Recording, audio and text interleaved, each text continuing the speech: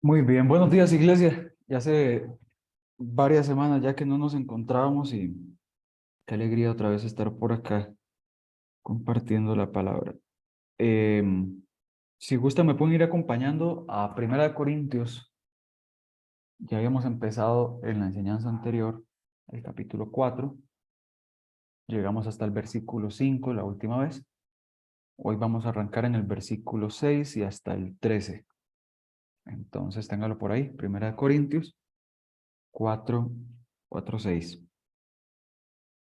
Bien, solo a manera de repaso, porque como pasan tantas semanas, eh, luego le perdemos un poquito la pista y el trazo a lo que venimos estudiando. Entonces, ahí en el capítulo 4 vemos que la Biblia ha titulado esta sección como el ministerio de los apóstoles. Y decía el versículo 1 de ese capítulo 4: así pues, tengan a los hombres por servidores de Cristo y administradores de los misterios de Dios. Ahora bien, se requiere de los administradores que cada uno sea hallado fiel. Yo, en muy poco, tengo el ser juzgado por vosotros o por tribunal humano, y ni aun yo me juzgo a mí mismo, porque aunque de nada tengo mala conciencia, no por eso soy justificado. Pero el que me juzga es el Señor. Así que no juzguéis nada antes de tiempo, hasta que venga el Señor, el cual aclarará también lo oculto de las tinieblas y manifestará las intenciones de los corazones, y entonces cada uno recibirá su alabanza de Dios. Este fue el texto que estudiamos en en la última ocasión, donde estuvimos por acá reunidos estudiando Primera de Corintios.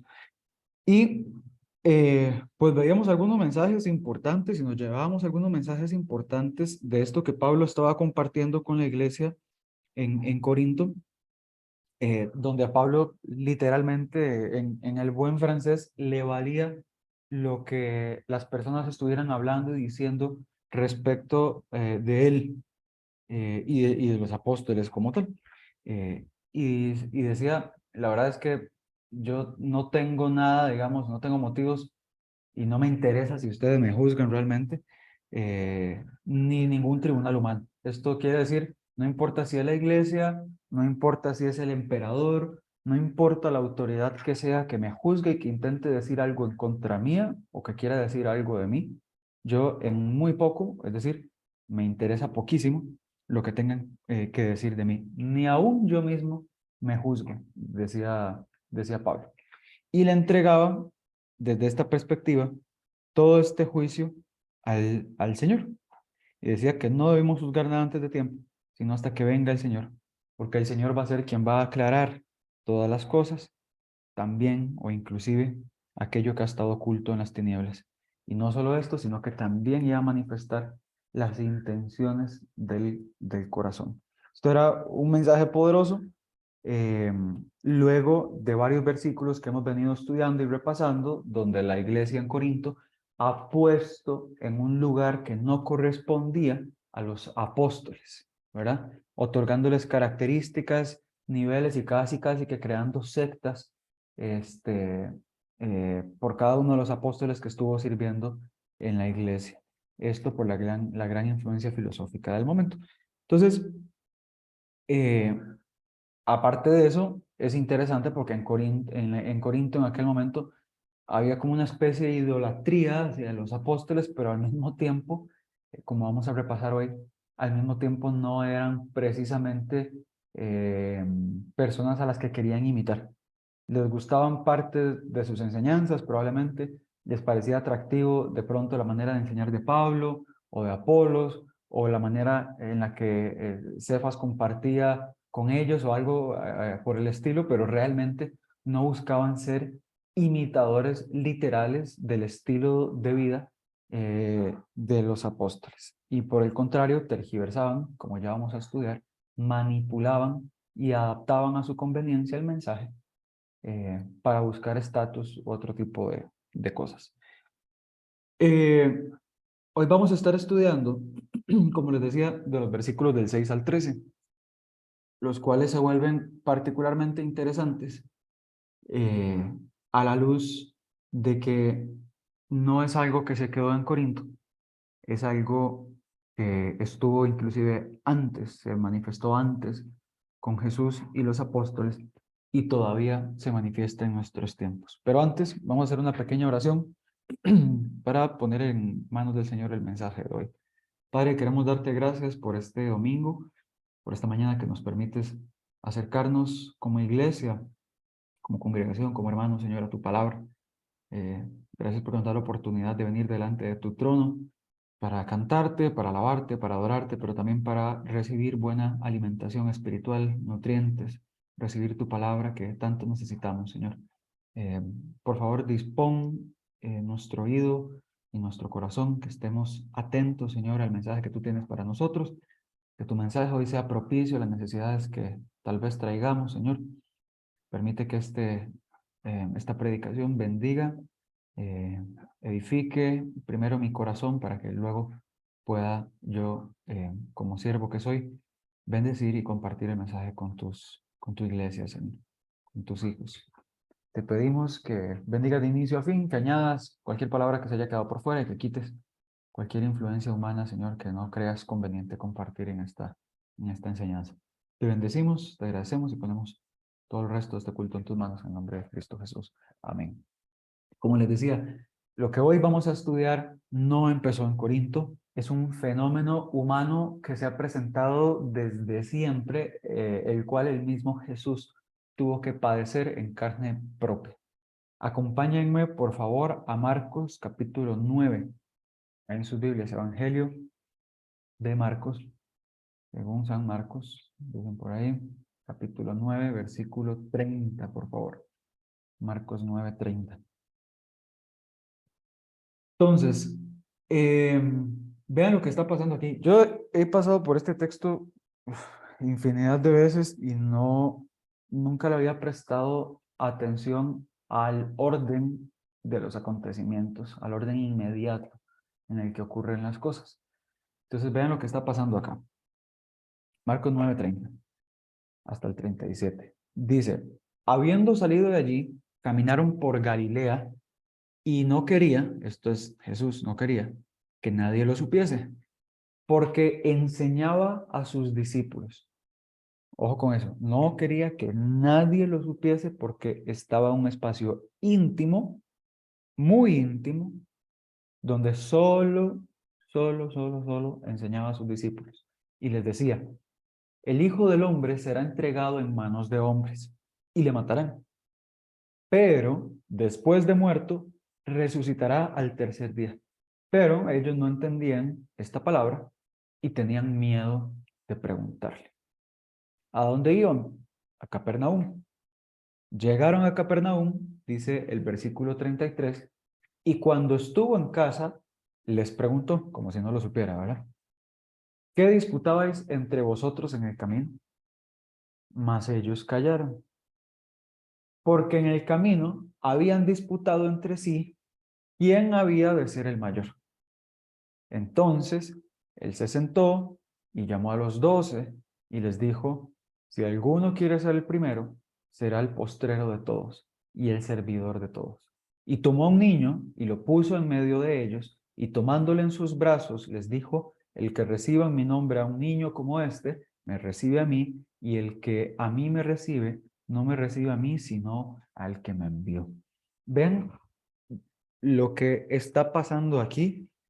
Eh, y tengan claro el orden inmediato en el que ocurren los acontecimientos, la cadena de acontecimientos de lo que está pasando acá. Se los traduzco, porque yo no, como les digo, he pasado por aquí, pero nunca me había detenido a analizar el orden de los hechos. Ok, van hacia Capernaum Jesús y sus discípulos. Van caminando por Galilea.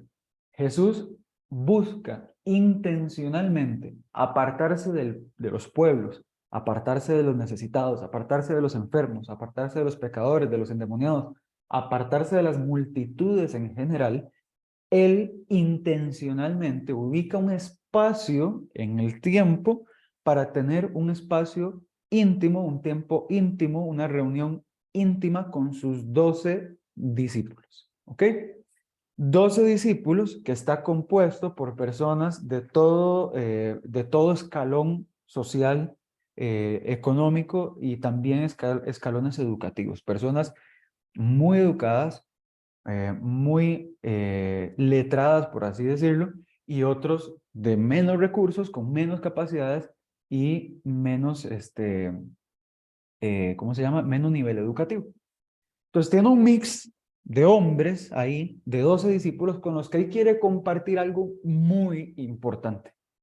Y eso tan importante que quería compartir Jesús con ellos, resulta que consistía en una revelación de peso eterno. Es posiblemente una de las revelaciones más pesadas y fuertes que Jesús iba a compartir con los 12 discípulos. Por ende, no podía hacerlo frente a multitudes, por ende, no podía hacerlo frente a todo el pueblo o en la sinagoga, sino que ubica con estos hombres el momento preciso para compartirles en intimidad un mensaje exageradamente, eternamente pesado y fuerte. Y esa revelación es que iba a ser entregado y los hombres le iban a quitar la vida, pero la historia no termina ahí, sino que les revela y les dice que después de muerto había de resucitar al tercer día. Eso es la revelación, como les digo, posiblemente una de las revelaciones o la revelación más pesada de todo el ministerio de Jesús, donde él en sus aproximadamente 33 años de edad y 3 años de ministerio, decidió y definió que en ese momento íntimo iba a ser esa revelación fuerte a sus 12 discípulos. Pero resulta, por lo que estamos leyendo hoy, que a los discípulos, como no entendieron, les dio miedo preguntar, ese tema les valió. ¿Quién sabe qué está diciendo este loco? Seguro ya son muchos kilómetros, seguro tiene sed, seguro tiene hambre, seguro tiene sueño. ¿Quién sabe qué está diciendo Jesús? Decían. Pero ¿qué sí les importaba? Discutir en ese camino, sí les importaba discutir quién había de ser el mayor. Eso sí era interesante.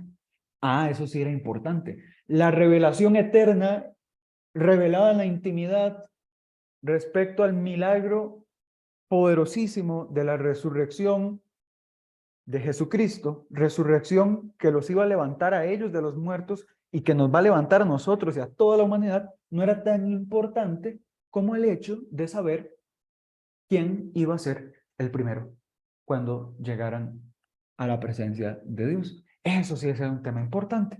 Sí, está bien, Jesús, este loco otra vez con eso de que lo van a entregar y que eso de que va a resucitar y que la muerte está bien. No entiendo nada de eso. Mejor hablemos, discutamos aquí. Pedrito, ¿vas a ser vos? No. Yo creo que Mateo, porque Mateo es el que tiene mayor poder adquisitivo, el que tiene más. No, debe ser el doctor. No. El primero va a ser este chiquitillo que anda ahí recostándose siempre en el pecho de Jesús. No, voy a ser yo, tal vez decía Pedro. Eso sí era un tema relevante. Claramente, luego nos encontramos en el texto donde Jesús, y esto es admirable, Jesús pudo haber dicho, ¿saben qué? Vean, si yo hubiera estado en los pies de Jesús, de verdad, yo hubiera dicho, la verdad es que voy a buscarme otros 12. Necesito otros 12 porque estos no están entendiendo nada. Les hice la revelación más pesada que les pude haber hecho del milagro de la resurrección y ellos están discutiendo quién va a ser el primero. Pero la manera en la que Jesús reacciona es impresionante. En lugar de mandar por un tubo a los 12 y traerse otros 12 que sí entendieran algo de la vida,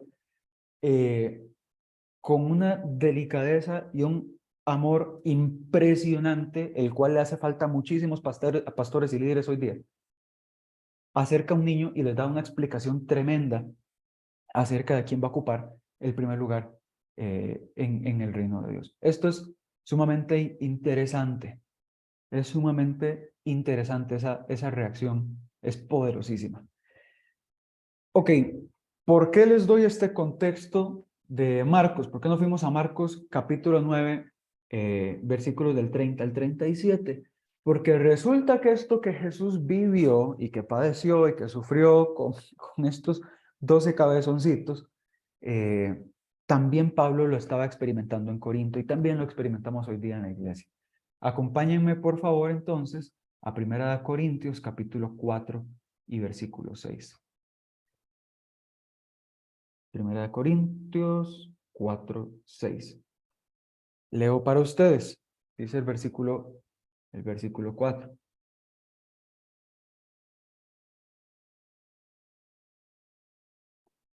Voy a darle chancecito a que lleguen ahí. Dice, pero esto, hermanos, lo he presentado como ejemplo en mí y en Apolos, por amor de vosotros, para que nosotros aprendáis a no pensar más de lo que está escrito. No sea que por causa de uno os envanezcáis unos contra otros. Porque, ¿quién te distingue? ¿O qué tienes que no hayas recibido? Y si lo recibiste, ¿por qué te glorías como si no lo hubieras recibido? Ya estáis saciados, ya estáis ricos, sin nosotros reináis. Ojalá reinaseis para que nosotros reinásemos también juntamente con vosotros, porque según pienso, Dios nos ha exhibido a nosotros, los apóstoles, como postreros, como sentenciados a muerte, pues hemos llegado a hacer espectáculo al mundo, a los ángeles y a los hombres. Nosotros somos insensatos por amor de Cristo, mas vosotros prudentes en Cristo. Nosotros débiles, mas vosotros fuertes. Vosotros honorables, mas nosotros despreciados. Hasta esta hora padecemos hambre, tenemos sed, estamos desnudos, somos abofeteados y no tenemos morada fija. Nos fatigamos trabajando con nuestras propias manos, nos maldicen y bendecimos, padecemos persecución y la soportamos, nos difaman y rogamos. Hemos venido a ser hasta ahora, como la escoria del mundo, el desecho de todos. Lo que está ocurriendo aquí es una réplica típica de nuestra naturaleza de lo que ocurrió con Jesús y los discípulos en Marcos 9:30, como leíamos ahorita. Hay un problema humano que acarreamos y que seguiremos acarreando hasta que el Señor lo determine así en nuestra naturaleza, que tiene que ver con el orgullo y el envanecimiento, el cual es usado por Pablo en esta carta de manera directa o indirecta entre unas 5 y 8 veces. Dice Pablo que él se ha presentado como ejemplo y también Apolos por el bienestar, por el bien de los corintios, para que los corintios no intenten pensar, no vayan más allá de lo que está escrito. ¿Qué estaba sucediendo aquí? Y es algo que, como decía, ocurre todavía en nuestros tiempos. Había un texto, posiblemente de las Escrituras, en el cual Pablo y Apolo se apoyaban para enseñar, ¿verdad? De pronto sacaban sus pergaminos o sacaban algunos textos y deseaban enseñar o enseñaban acerca de Jesucristo y la revelación que Jesús le había hecho al apóstol Pablo, etcétera, etcétera, etcétera. Y ahí quedaba el mensaje, ¿verdad? Un mensaje aplicativo, el texto y hasta ahí llegaba. Pero resulta que a los corintios, por la gran influencia filosófica del momento, como que el texto que Pablo les compartía de pronto no les parecía muy convincente. Decían, está bien, pero vamos a añadirle un poquito de filosofía humana para que esto sea realmente bueno, para que esto atraiga multitudes.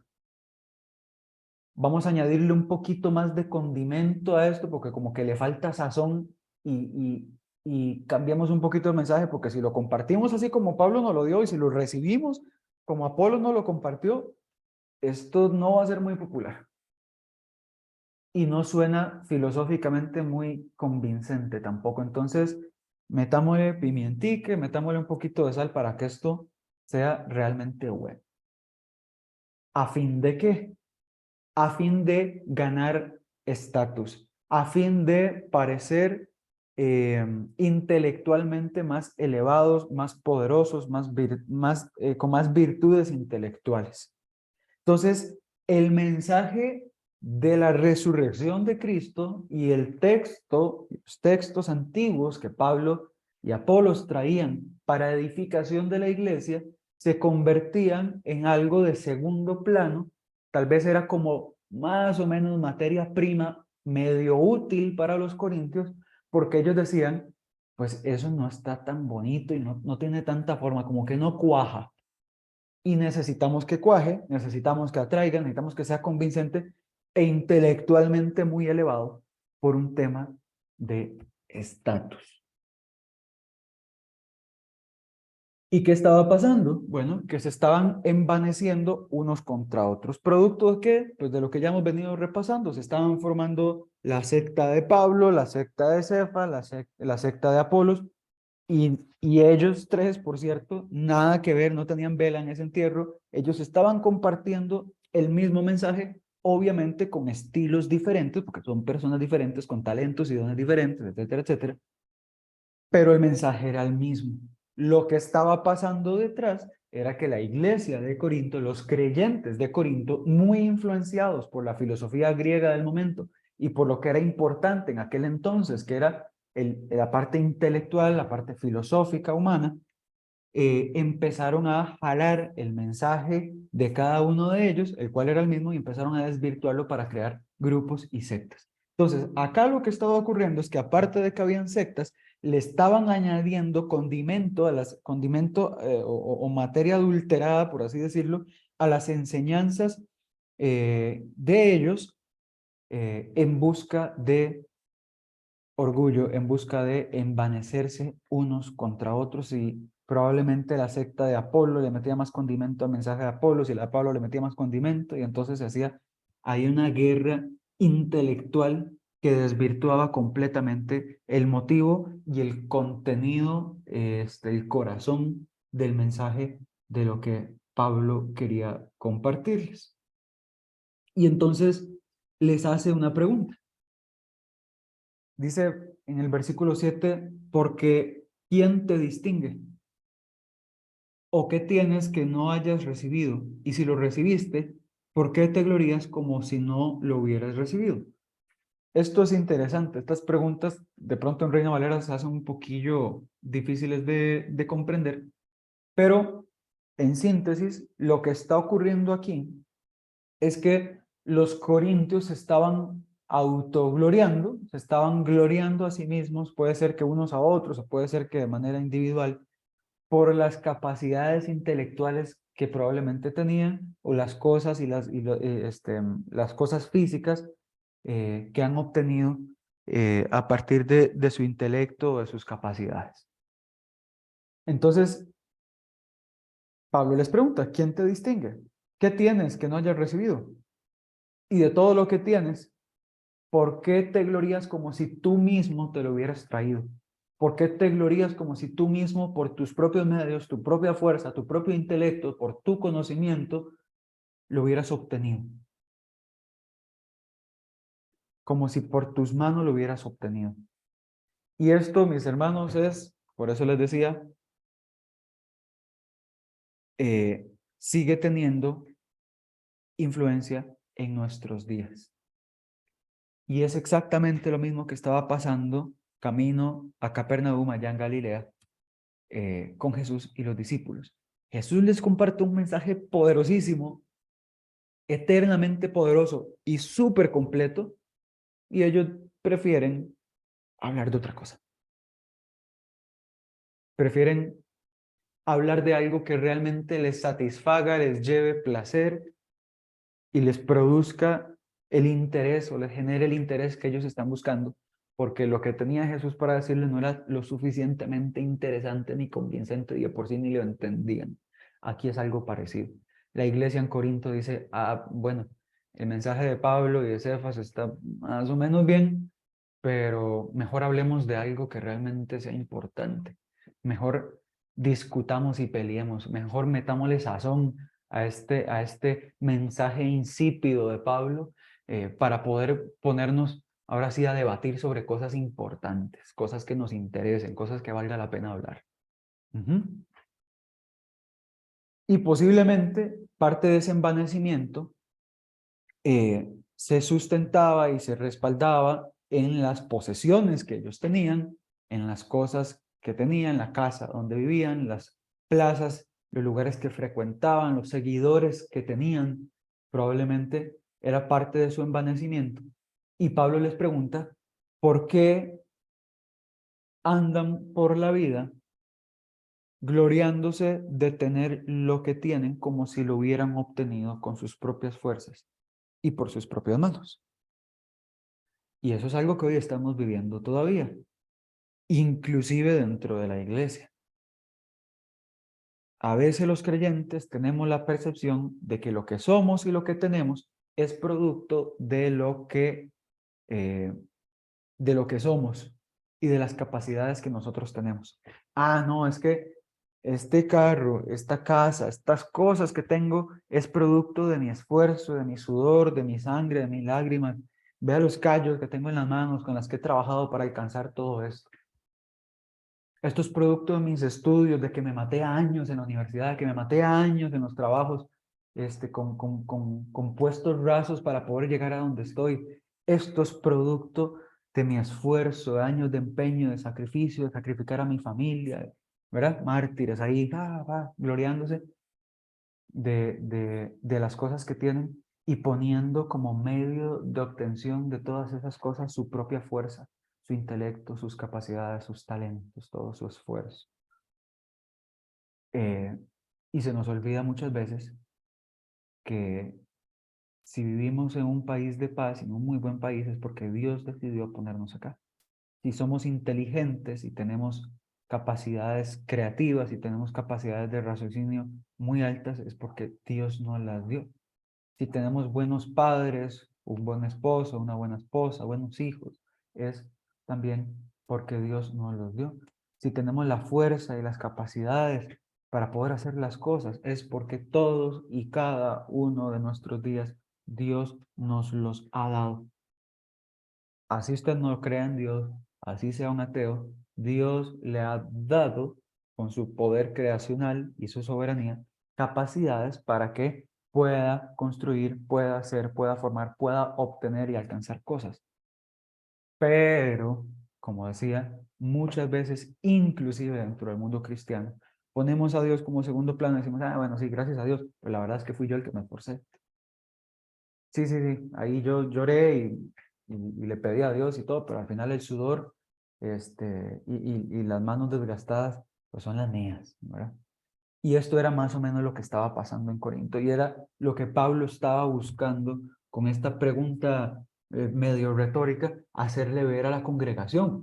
Recuerden que estamos hablando de creyentes, esto no era gente que había que convencer de Cristo, eran personas que ya habían aceptado a Jesús en su corazón y que estaban desvirtuando el mensaje, que estaban metiéndole cosas al mensaje que no hacían sentido y que estaban poniendo su mirada, su interés en las cosas vanas de este mundo, viviendo de una forma que al Señor no le agradaba. Y en parte, en gran parte, era porque se gloriaban en su propio esfuerzo, en las cosas que con sus manos habían obtenido, como si el Señor no estuviera detrás de cada cosa. Luego, en el versículo 8, dice el apóstol, y aquí empieza el apóstol Pablo con un sarcasmo muy interesante a la hora de referirse y de hablar a los corintios. Vean qué interesante. Versículo 8 dice, ya estáis saciados, ya estáis ricos, sin nosotros reináis, y ojalá reinaseis para que nosotros reinásemos también juntamente con vosotros. Porque según pienso, Dios nos ha exhibido a nosotros los apóstoles como apostreros, como sentenciados a muerte, pues hemos llegado a ser espectáculo al mundo, a los ángeles y a los hombres. Nosotros somos insensatos por amor de Cristo, mas vosotros prudentes en Cristo. Nosotros débiles, mas vosotros fuertes. Vosotros honorables y nosotros despreciados. Vean el sarcasmo de Pablo que está acá.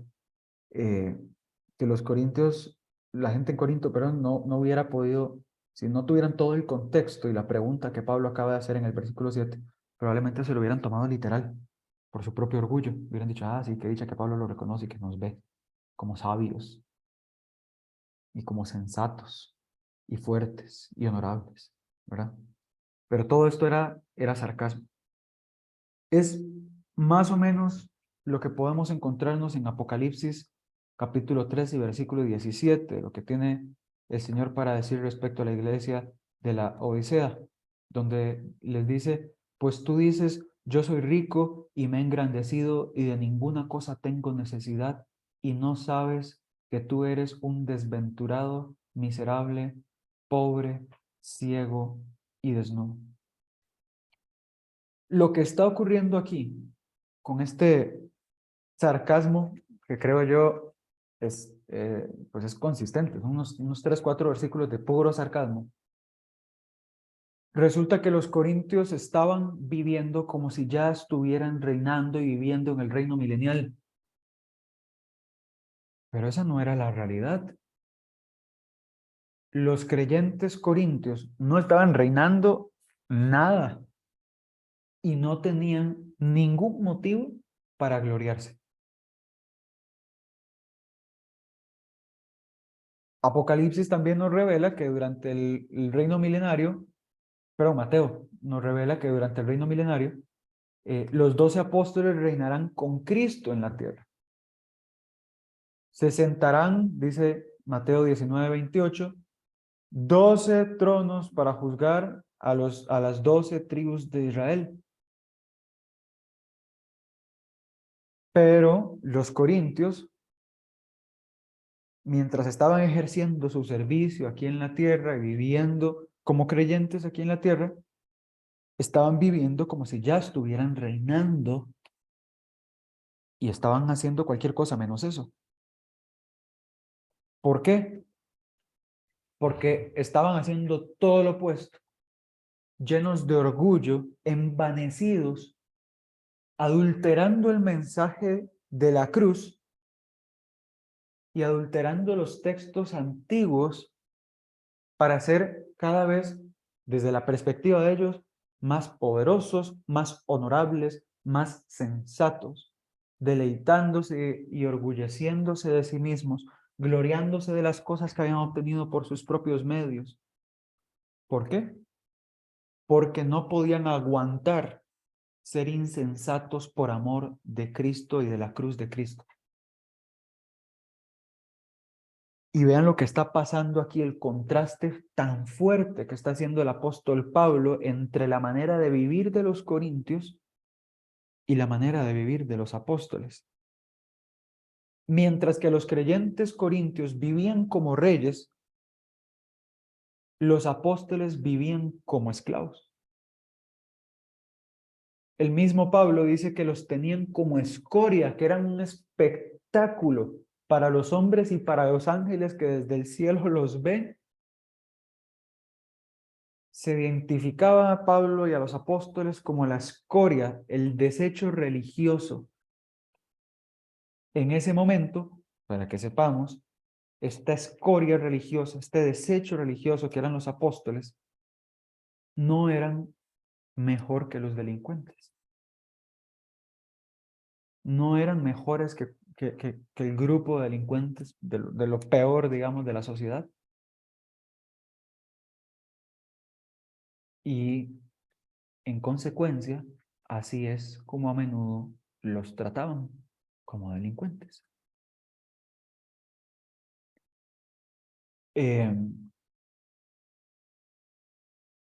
Pero mientras tanto, los corintios decían, pues el mensaje que traen está medio bonito, de algo sirve. Arreglémoslo, maquillémoslo un poquito y metámosle eh, algunos detallitos para que sea más convincente eh, y para vernos más intelectuales, más poderosos, más, ¿verdad? Viviendo y reinando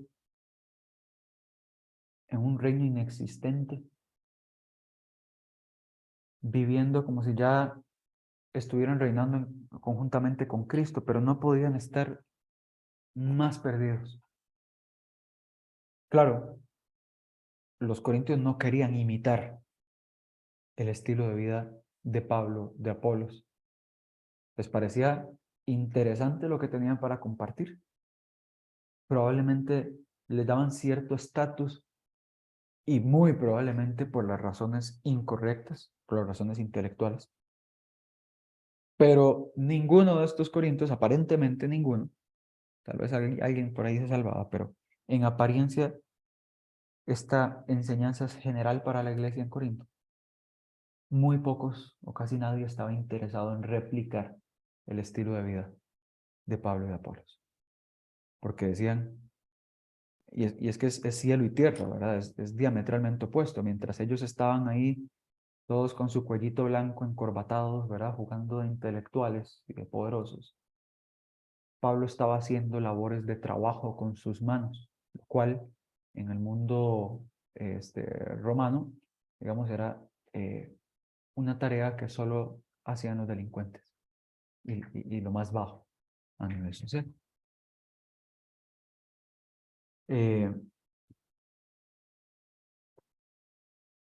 Pablo se identifica eh, y dice que están fatigados trabajando con sus propias manos. Como les digo, eso es algo que solo hacían los delincuentes.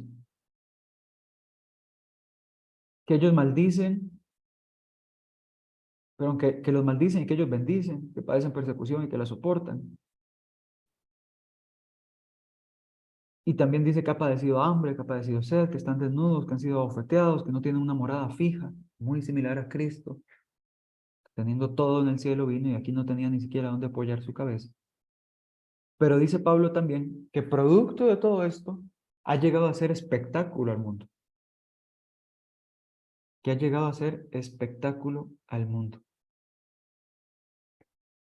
Voy a leerles un texto de 2 Corintios, capítulo 11, versículo 23, que dice lo siguiente.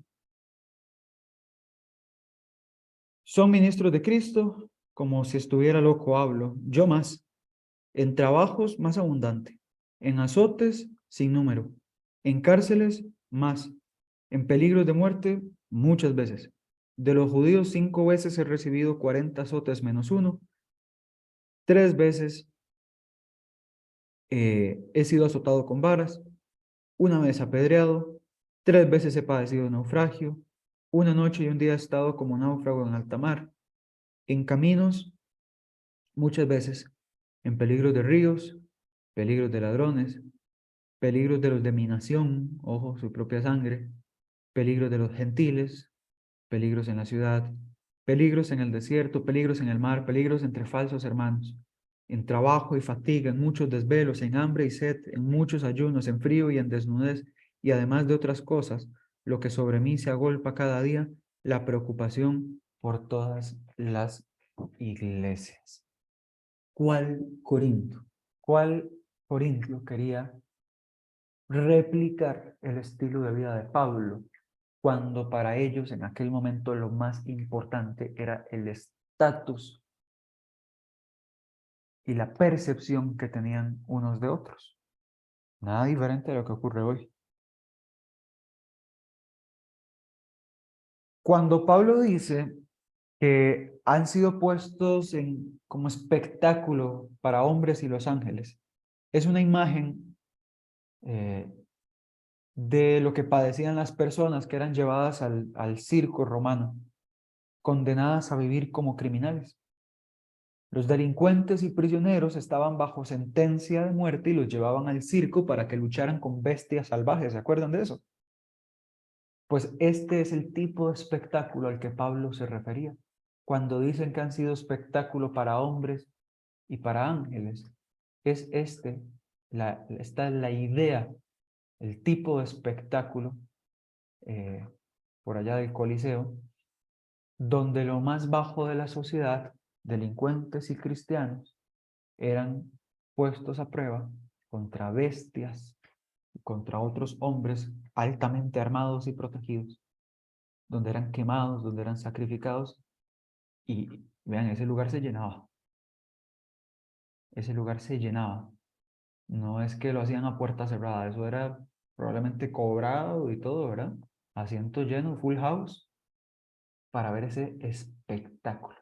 Y esto es lo que Pablo está trayendo sobre la mesa aquí en Corinto. Y Pablo les intenta, no está intentando dar lástima en absoluto, está intentando amonestar y exhortar el estilo de vida de los corintios de aquel entonces. Esto es, no solo ustedes están pervirtiendo la palabra y el mensaje con tal de ganar más estatus, más reputación y ser más honorables y aparentemente más sabios, sino que ustedes están buscando en convertirse en algo completamente opuesto a lo que la palabra que les hemos dado enseña, y están buscando comportarse, o sistemáticamente más bien se están comportando como todo lo opuesto de lo que hemos venido a enseñarles. Vean todo lo que estamos padeciendo, vean todo lo que no tenemos, y ustedes más bien se glorían de todo lo que tienen, y peor aún, se glorían que lo que tienen y lo que han conseguido lo han obtenido por su propio esfuerzo, por su propia inteligencia, por sus propias manos. Y esto es algo muy, muy, muy peligroso, mis hermanos. Hacer eso, comportarse de esa manera, es arrebatarle, y ya lo hemos hablado en otras ocasiones de lo peligroso que es, arrebatarle a Dios la gloria. Y eso es, de verdad, se los digo, muy, muy, muy peligroso. Quitarle a Dios la honra, la gloria, robarle los aplausos a Dios, llevarse el show por algo que no has hecho, por algo que no hiciste, que no tienes las capacidades de hacer si Dios no te las da, es algo sumamente perjudicial, es algo muy peligroso, y ningún creyente, verdadero creyente, debería jugar con eso. Nada de lo que tienes, nada de lo que has hecho, nada de lo que has conseguido, el lugar donde hoy estás, de dónde vienes, dónde estás y a dónde vas, nada de eso ha sido por tus fuerzas, porque no las tendrías si Dios no te las hubiera dado. Entonces, mucho cuidado con tratar de ponerse en el lugar de Dios, de jugar de Dios. Mucho cuidado con tratar de vivir hoy en el reino milenial, reino que todavía estamos esperando. Cuidado con vivir como reyes hoy, porque no es el momento. ¿Por qué Pablo y los apóstoles padecían de esa manera? ¿Por qué una y otra vez se dejaban azotar? ¿Por qué se dejaban humillar? ¿Por qué callaban? ¿Por qué no se defendían? ¿Por qué no mataban? ¿Por qué no vivían envanecidos y llenos de orgullo por lo que sabían? ¿Por qué no buscaban trabajos más, eh, digamos, que les retribuyeran más? ¿Por qué decidían seguir trabajando con sus propias manos? ¿Por qué se dejaban abofetear? ¿Por qué estaban desnudos? ¿Por qué tenían sed? ¿Por qué eran despreciados? ¿Por qué se consideraban a sí mismos y por qué otros les daban el lugar de escoria del mundo y el desecho de todos y permanecían una y otra vez viviendo de esa manera? Porque sabían del reino que vendría y del lugar que iban a ocupar en ese reino. Y esto es un mensaje para ir hacia la parte final de la enseñanza de hoy. Esto es un mensaje muy importante. Los apóstoles vivieron, y no hablo solo de Pablo, hablo en general, vivieron humildemente, a sabiendas por por la palabra del Señor y a través del Espíritu Santo, a sabiendas de lo que vendría. Esto es, estoy dispuesto a vivir de esta manera y a pagar este precio en esta vida, en este momento, porque sé, porque el Señor me reveló y porque estoy convencido de que aquel que resucitó me lo está declarando y le creo al que resucitó, que yo, apóstol Juan, apóstol Lucas, apóstol Mateo, voy a reinar y voy a ocupar uno de los 12 tronos que me están esperando para reinar, pero también para juzgar a las tribus de Israel. Por esa máxima, por ese premio, por ese enorme galardón, el cual ninguno de nosotros, por cierto, vamos a poder tener acceso, estaba reservado para estos que por muchísimo tiempo fueron los despreciados, la escoria, el desecho, lo más bajo del mundo.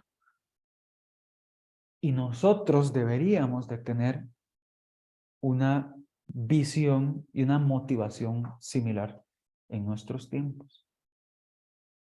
El cristiano debería estar saturado de humildad. Nos encontramos ejemplos a lo largo de toda la Biblia. Vemos a un Moisés cuando Dios le dice, es que usted va a ser el que va a liberar al pueblo de Israel y tiene que presentarse ante Faraón. Y Moisés decía, yo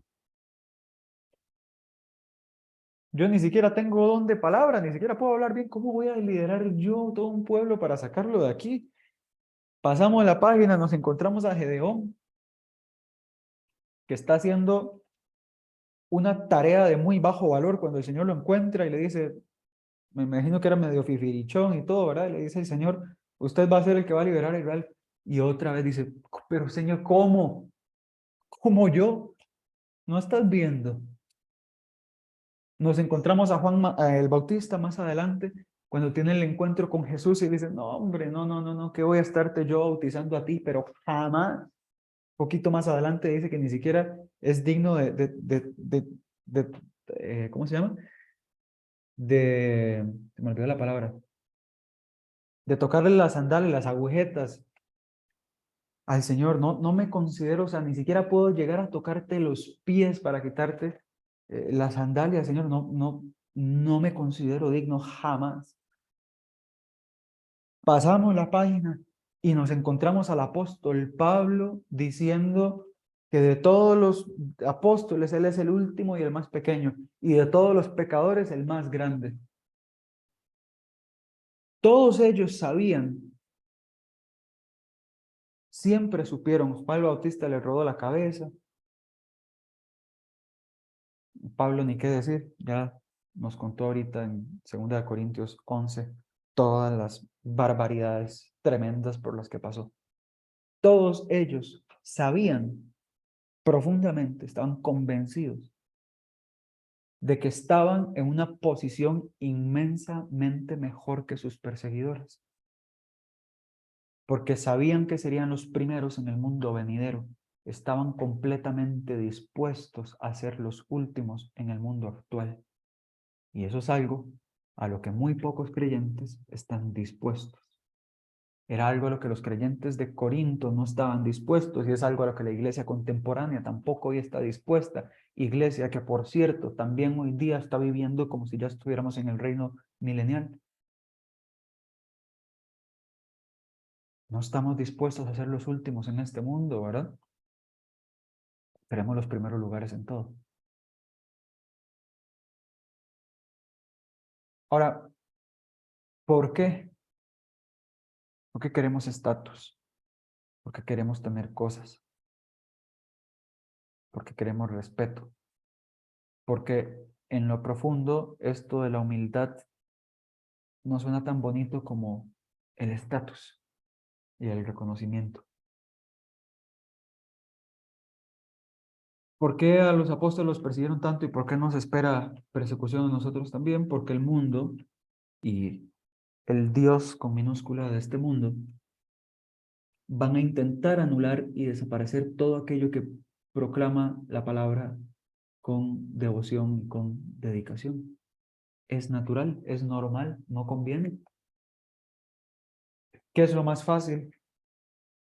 Entonces, si no quiero ser anulado, si no quiero ser avergonzado, entonces no proclamo la palabra o la proclamo a mi forma, donde yo me lleve el mérito, donde yo me lleve la gloria, donde yo sea puesto en el estatus que quiero tener. Mis hermanos, para ir cerrando y a manera de recapitulación, el orgullo y el envanecimiento son un veneno muy fuerte y muy peligroso eh, que ha permanecido y ha estado en la sociedad desde siempre. Recuerden que el orgullo y el envanecimiento fue el motivo de la caída de Lucifer. Y es el mecanismo que Satanás hoy día sigue utilizando para apartarnos del Señor. Y es el mecanismo que estaba influyendo poderosísimamente en la iglesia de Corinto y que sigue teniendo una influencia poderosa hoy día. Cada vez que rechazamos la humildad, cada vez que intentamos envanecernos, cada vez que intentamos vivir eh, como si ya estuviéramos en el reino aquí en la tierra, nos parecemos más al enemigo y menos al Señor.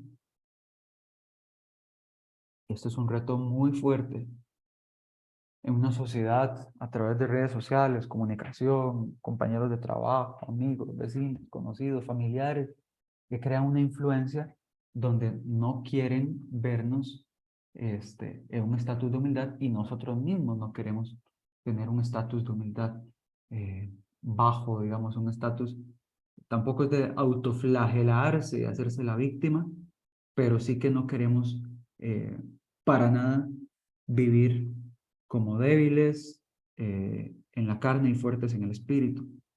Ninguno de nosotros, o pocos de nosotros, quieren ser despreciados, ¿verdad? Nadie quiere parecerse a ese estándar que Pablo y Apolos estaban compartiendo en Corinto. Ni los corintios, ni la iglesia contemporánea, por lo general, quiere parecerse a, a ese grupo de personas que eran difamados, considerados escoria del mundo y desecho de todos. Esto es un mensaje muy fuerte que nos manda a meditar, que nos manda a reflexionar sobre el estado y la calidad y la cantidad de humildad con la que estamos viviendo en nuestros días. Es un estado que nos debe llevar, pero es un mensaje que nos debe llevar a un estado de reflexión sincera y profunda acerca de cómo estamos viviendo. Estamos intentando vivir como reyes en un reino que no hay todavía. O si estamos dispuestos a vivir humildemente con lo que eso implica para luego, ahora sí, poder reinar y deleitarnos en un reino, en moradas que el Señor está preparando para nosotros, para que reinemos juntamente con Él. Y no solo esto, sino también para algunos de nosotros, coronas de gloria especiales, especialmente diseñadas, que nos están aguardando para aquellos que fielmente y humildemente hemos guardado, vivido, aplicado y compartido sus principios y su palabra. Dudo muchísimo que estas coronas estén aguardando a aquellos que hoy viven cargados de orgullo y que hoy viven como si estuvieran reinando ya en un reino que todavía no llega. Mis hermanos, este es el mensaje que tenía para ustedes en esta mañana. Es un mensaje muy poderoso. A mí me confrontó muchísimo y nos lleva a reflexionar mucho acerca de cómo estamos viviendo hoy, a reconsiderar a qué le damos prioridad, a qué le damos importancia. Este, los invito a que si tienen la oportunidad de meditar al respecto hoy en la noche, cuando estén orando, volver a escuchar el mensaje o lo que sea, que lo hagan, que no entre por un oído y que salga por otro, porque esto es de peso eterno y puede ser hoy el momento en que ustedes digan, bueno, eh, vamos a hacer un cambio radical en la manera en la que veo las cosas, en la manera en la que estoy viviendo, con tal de agradar al Señor. Se los dejo por acá, sobre la mesa, pero antes vamos a hacer la oración sacerdotal que Dios le pidió a Moisés y a Aarón que utilizaran para bendecir al pueblo de Israel. Esta oración dice: Jehová, iglesia, te bendiga y te guarde. Jehová haga resplandecer su rostro sobre ti y tenga de ti misericordia. Jehová alce sobre ti su rostro y ponga en ti paz. Amén y amén. Iglesia, que Dios nos dé muchísima capacidad para poder autoevaluarnos y que nos dé la sabiduría y las fuerzas para poder enmendar y enderezar la manera en la que estamos viendo las cosas y la manera en la que estamos caminando por esta tierra en la cual somos pasajeros nada más. Les bendigo enormemente. Ahí les mando un fuerte abrazo. Que el Señor me los bendiga y que tengan una bonita semana.